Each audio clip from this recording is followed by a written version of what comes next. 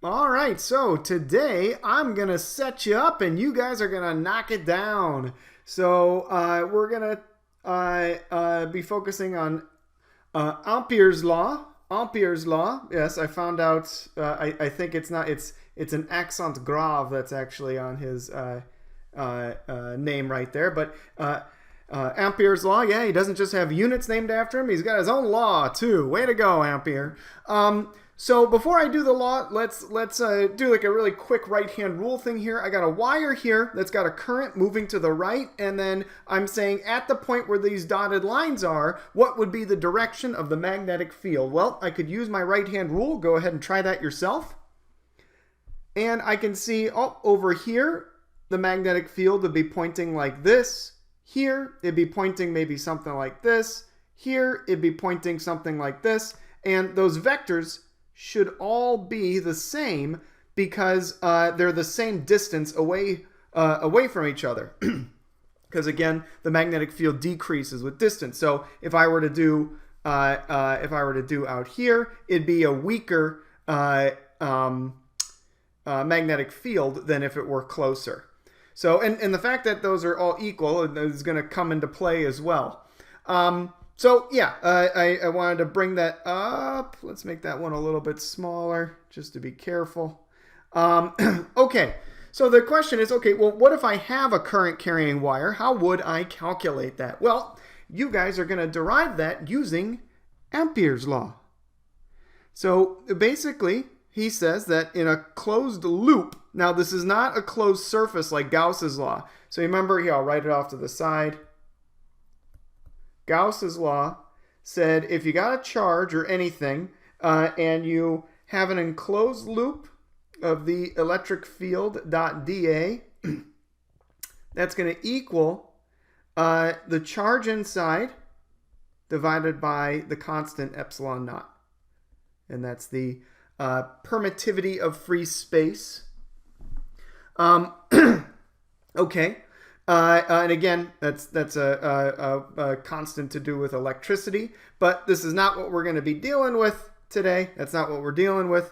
We're going to be doing, in fact, we're just going to, let's hold on to it just for a moment. So Ampere's law is basically the closed integral of a magnetic field dot dl. So this is instead of a closed area, this is a closed loop. So it's a closed loop of some sort of a little bit of distance dl. That's going to equal a constant mu naught times the total current inside.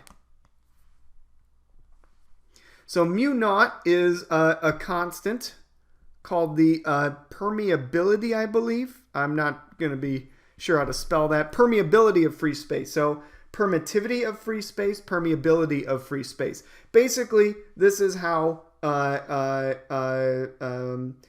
is dependent on how an electric field can move through empty space, while this is dependent on how a magnetic field can move through free space. And this value, mu naught, ends up being 1.26 times 10 to the negative 6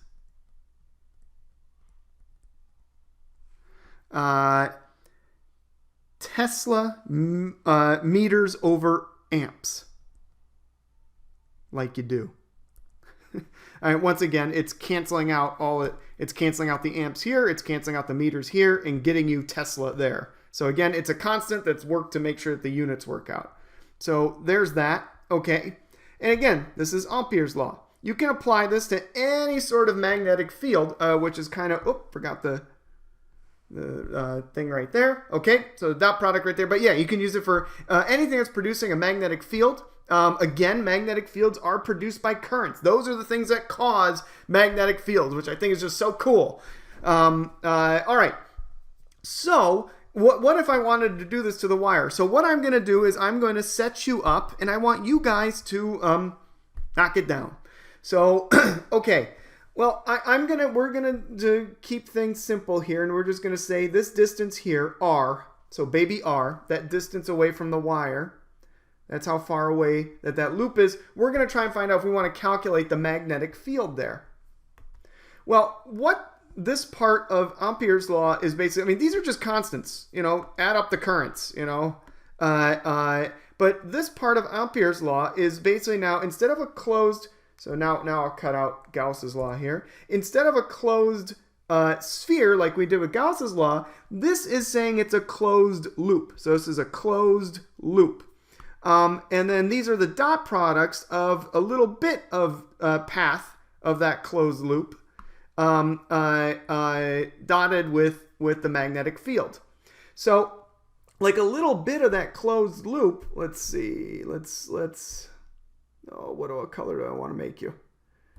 You know what, we'll make this gray, R, and we'll make this green. So if I had a little bit of closed loop, that's like this, DL.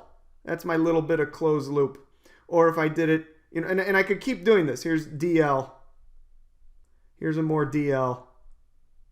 And I could take DL, DL, DL, DL, DL, DL, and add up all those DLs, right?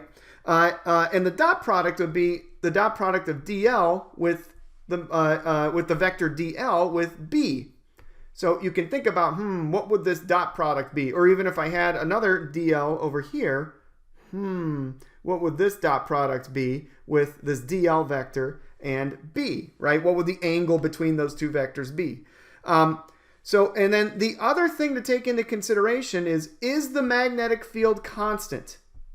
Because if the magnetic field is constant, you got a much easier integral to do. Let's say the magnetic field is constant. So it would be B, and then the closed integral of DL. So basically adding up all those little lengths, what would you get? And so what I want you to do is solve for me the magnetic field. This is what your discussion board post is going to be. Find the magnetic field so find B using only the constants mu naught, the current, and R. Those are all you can have in order to get that solution. All right, so see if you can figure that out.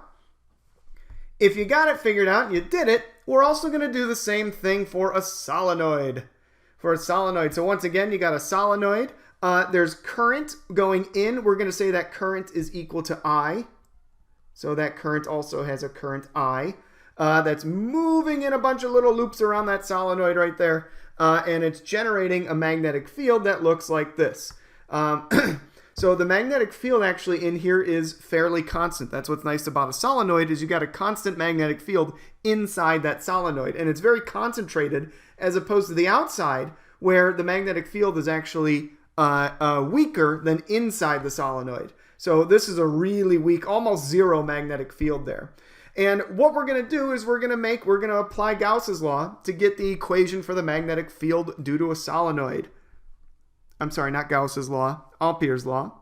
So Ampere's law says the magnetic field dot dl is going to equal permittivity of free space multiplied by the current inside. Okay, so I pre-made my loop here. There we go. So there's my loop. It's going to be inside the solenoid like that. And there we go. That's not bad. Yeah. And so that's my loop. That's my closed loop that I made. That's the path I'm taking right there. It's going to go like that. And so this one's going to be a little bit trickier, but you should be able to get the idea. So again, the magnetic field you can see going along here like that. Let's see, we'll label that the magnetic field. So B. Whoop. So the magnetic field, all right, we call B. And then here's all my, I'm going to make the DLs a bit of a different color. So if I have like here's all my DLs. So there's one DL right there. It'll be easier to draw them here. Here's another DL right here.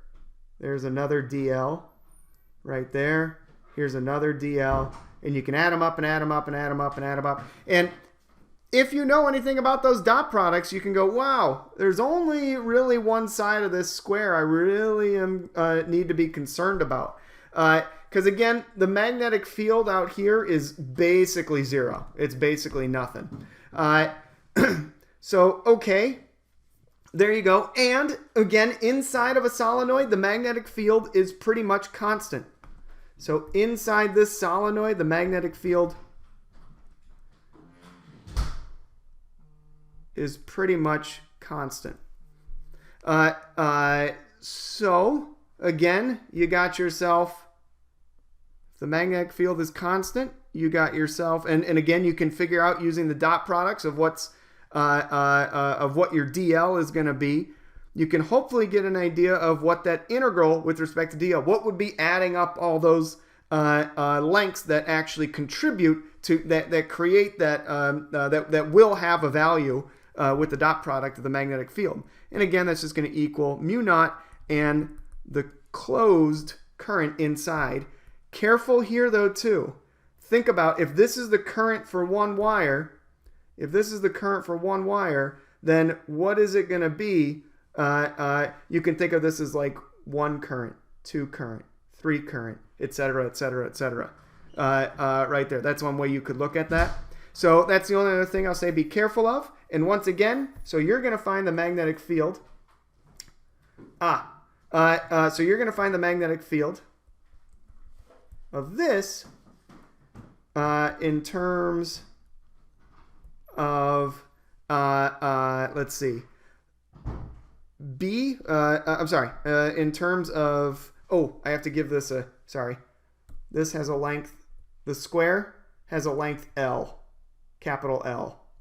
So this square, each part of the square has a length capital L.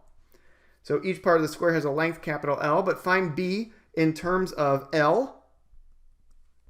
Let's see, mu naught, the current inside, we just call it I. And the only other thing I'm going to say is I'll call it N, and this is the amount of loops.